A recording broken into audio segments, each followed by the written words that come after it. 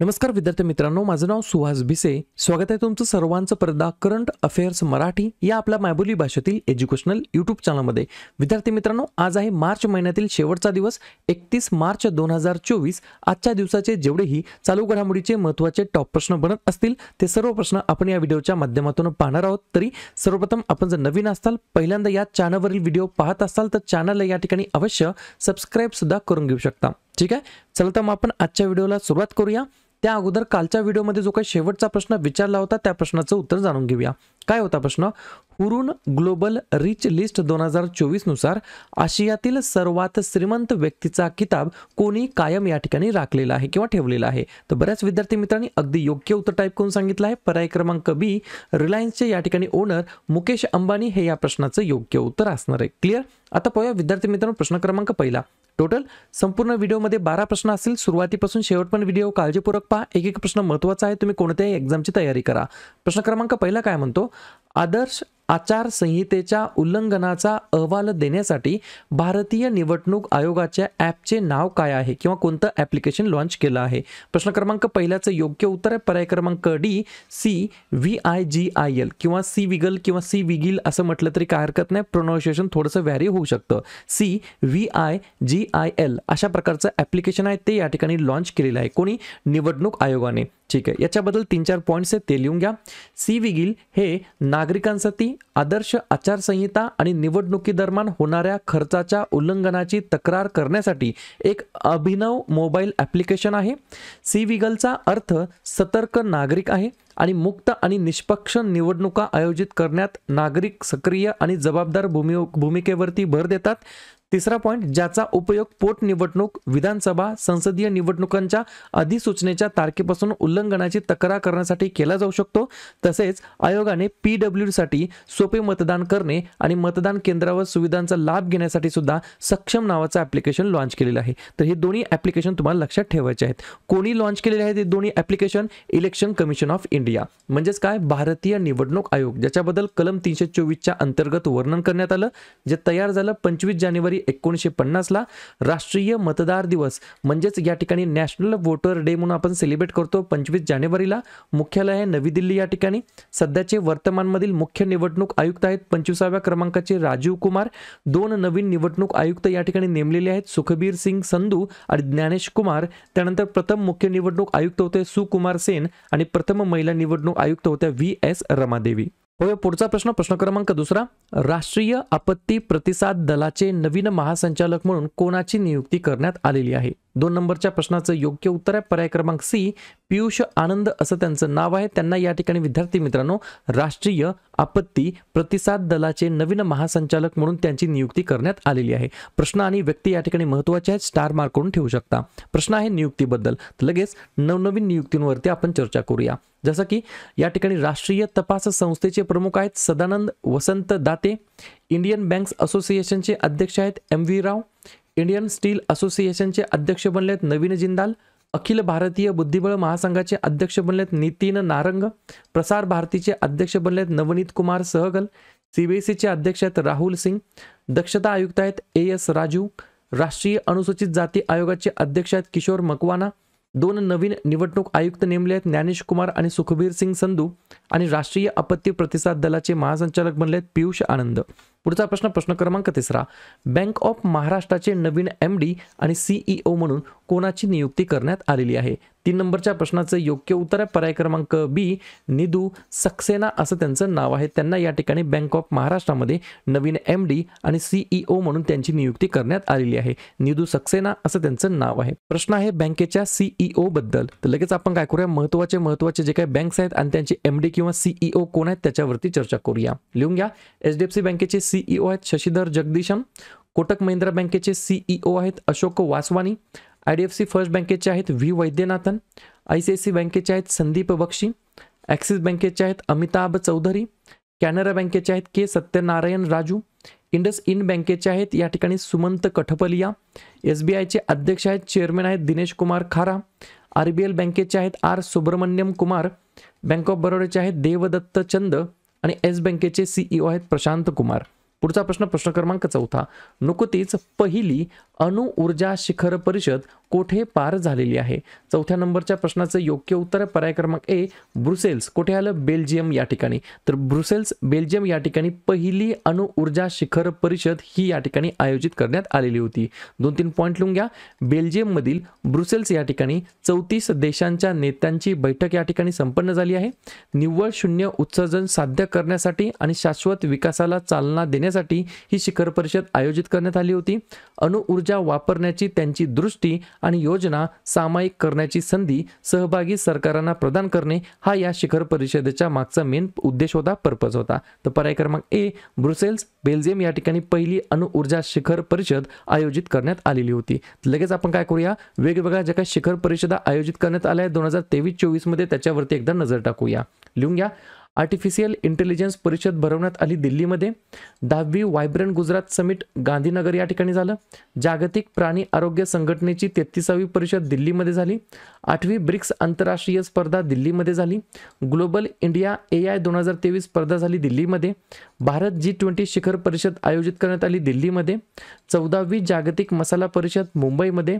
G20चं अध्यक्षपद आपल्या प्यारा भारताकडे होतं.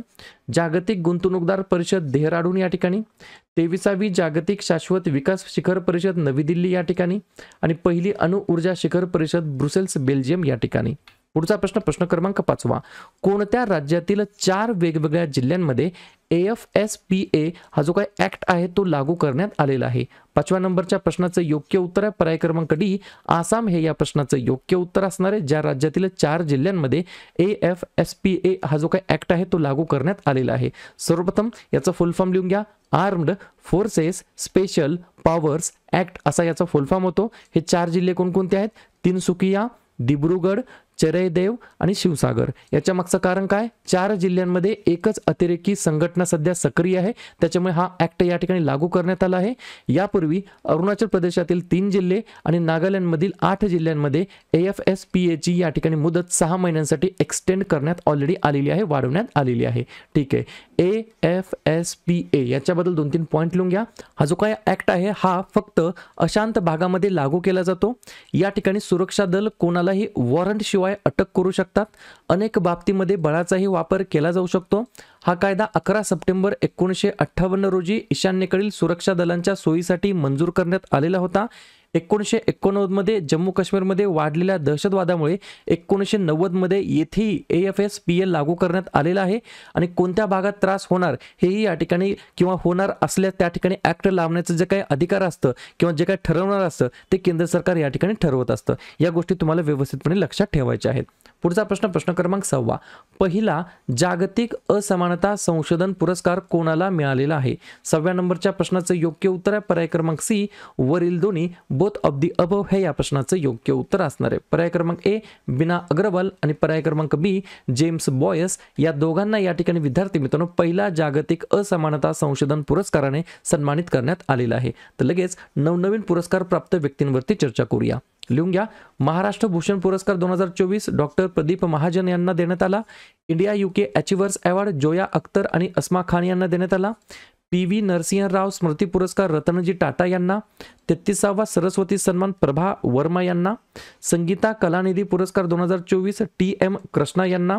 देवी शंकर अवस्थी सन्मान 2023 निशांत यांना. आणि पहिला जागतिक असमानता संशोधन पुरस्कार बिना अग्रवाल आणि जेम्स बॉयस या दोघांना या ठिकाणी देण्यात आलेला आहे. पुढचा प्रश्न क्रमांक 7. आंतरराष्ट्रीय फुटबॉलमध्ये 150 सामने खेळणारा पहिला भारतीय खेळाडू कोण ठरलेला आहे? तर साधी गोष्ट डोळे झाकून लिहायचं सुनील छेत्री हे या प्रश्नाचं योग्य उत्तर असणार आहे. बऱ्याच वेळेला विचारलेलं आहे सुनील छेत्री कोणत्या खेळाशी संबंधित आहेत? तर फुटबॉल खेळाशी संबंधित आहेत. आणि कोणत्या राज्याशी संबंधित आहेत? तर आंध्र प्रदेश राज्यातील हे खेळाडू आहेत. ठीक आहे. यांच्याबद्दल 3-4 पॉईंट्स आहेत ते लिहून घ्या. सुनील छेत्री यांचा जन्म 3 ऑगस्ट 1984 ला झाला आंध्र प्रदेशमध्ये. फुटबॉल दिल्लीतर्फे फुटबॉल रत्न पुरस्कार जो काही प्रथम प्राप्तकर्ता आहे फुटबॉल रत्न पुरस्काराचे हेच आहेत सुनील छेत्री. 2011 मध्ये अर्जुन पुरस्कार, 2019 मध्ये पद्मश्री आणि 2021 मध्ये खेलरत्न पुरस्काराने सन्मानित करण्यात आलं आहे यांना. खेलरत्न पुरस्कार प्राप्त करणारे पहिले फुटबॉलपटू हे या ठिकाणी ठरलेले आहेत आणि विक्रमी 7 वेळा AIFF player of the year हा सुद्धा किताब यांनी या ठिकाणी पटकावलेला आहे. पुढचा प्रश्न क्रमांक 8. भारतीय कृषी संशोधन संस्थेने भारतातील संरक्षित बासमती वाणांचे नाव बदलून त्यांची लागवड केल्याबद्दल टिंबटिंब विरुद्ध कायदेशीर कारवाईची मागणी केलेली आहे. 8व्या नंबरच्या प्रश्नाचं योग्य उत्तर आहे पर्याय क्रमांक ए, पाकिस्तान हे या प्रश्नाचं योग्य उत्तर असणार आहे. असं चोरीसारखं करत असतं, अशा प्रकारच्या चोऱ्या चपाट्या पाकिस्तान कंटिन्यू करत असतं. त्याच्यामुळे मी नेहमी असं त्याला म्हणत असतो की बाबा पाकिस्तान बद्दल आपल्याला बिलकुल या ठिकाणी गरज नाही. काय केलेलं आहे? चोरी केलेली आहे. कशाची? तर आपल्या बासमती वाणांची, आणि त्याचं नाव बदलून त्या ठिकाणी लागवड केल्याबद्दल पाकिस्तान विरुद्ध कायदेशीर कारवाईची मागणी केलेली आहे. कोणी? आपल्या प्यारा भारतीय संस्थेने. ठीक आहे, पुढचा प्रश्न लिहून घ्या. प्रश्न क्रमांक 9. मार्च 2024 मध्ये लोकपालचे न्यायिक सदस्य म्हणून कोणी शपथ घेतलेली आहे? 9व्या प्रश्नाचं योग्य उत्तर आहे पर्याय क्रमांक डी, ऋतुराज अवस्थी असं त्यांचं नाव आहे. त्यांना या ठिकाणी विद्यार्थी मित्रांनो लोकपालचे न्यायिक सदस्य म्हणून त्यांची या ठिकाणी शपथ घेतलेली आहे. ठीक आहे, लोकपालचे न्यायिक सदस्य. मग भारताचे सध्याचे वर्तमानमधील लोकपाल कोण आहेत? तर अजय माणिकराव खानविलकर असं त्यांचं नाव आहे. पुढचा प्रश्न क्रमांक 10. दरवर्षी राजस्थान दिवस म्हणून आपण केव्हा साजरा करत असतो? 10व्या नंबरच्या प्रश्नाचं योग्य उत्तर आहे पर्याय क्रमांक सी, 30 मार्चला दरवर्षी विद्यार्थी मित्रांनो आपण राजस्थान दिवस म्हणून साजरा करतो. ठीक आहे, अजून एक पॉइंट लिहून घ्या. जगातील पहिले ओम आकाराचे मंदिर राजस्थान मधील पाली जिल्हा या ठिकाणी बांधलेले आहे. तशा प्रकारचं या ठिकाणी डिझाईन केलेलं आहे मंदिराचं. क्लिअर? आता या ठिकाणी राजस्थान दिवस तर असतो 30 मार्चला. आज मार्च महिन्यातील शेवटचा दिवस आहे. तर लगेच मार्च महिन्यातील जे काही महत्त्वाचे दिवस आहेत त्याच्यावरती आपण एकदा चर्चा करूया. जसं की 1 मार्चला 2 दिवस असतात, शून्य भेदभाव दिवस आणि जागतिक नागरी संरक्षण दिवस. 3 मार्चला जागतिक वन्यजीव दिवस आणि जागतिक श्रवण दिवस. 4 मार्चला राष्ट्रीय सुरक्षा दिवस, कर्मचारी प्रशंसा दिवस आणि रामकृष्ण यांची जयंती. 8 मार्चला आंतरराष्ट्रीय महिला दिवस. 10 मार्चला CISF स्थापना दिवस. मार्चमध्ये दुसऱ्या बुधवारी म्हणजे यावर्षी 13 मार्चला आहे नो स्मोकिंग दिवस. त्याच्यानंतर मार्चमध्ये दुसऱ्या गुरुवारी म्हणजेच यावर्षी 14 मार्चला आहे जागतिक किडनी दिवस. 15 मार्चला आहे जागतिक ग्राहक हक्क दिवस. 16 मार्च राष्ट्रीय लसीकरण दिवस. 18 मार्चला भारतामध्ये आयुध निर्माण दिवस म्हणून आपण साजरा करतो आणि जागतिक झोपेचा दिवस सुद्धा असतो.